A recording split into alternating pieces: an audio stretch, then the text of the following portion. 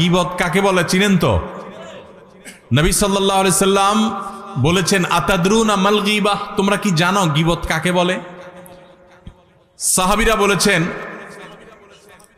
নবী সাল্লাল্লাহু আলাইহি সাল্লামকে, আল্লাহ এবং তার রাসূল ভালো জানেন। নবী সাল্লাল্লাহু আলাইহি সাল্লাম গীবতের সংজ্ঞা দিচ্ছেন যে গীবত হলো যিকরুকা আখাকা মা ইয়াকরাহুহু, তুমি কারোর পিছনে যদি এমন কিছু বলো যেটা তার সামনে বলে সে মনে কষ্ট পাবে, এর নাম গীবত।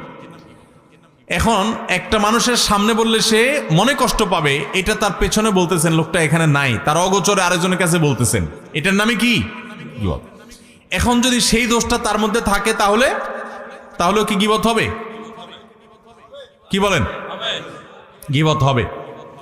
আমাদের দেশে যারা গীবত করে, সবাই কম বেশি গীবত অনেক সময় হয়ে যায় আমাদের দ্বারা, আল্লাহ আমাদের মাফ করুক। গীবত করার ক্ষেত্রে কিছু লোক আছে যারা গীবত করে, গীবত করার সময় শয়তান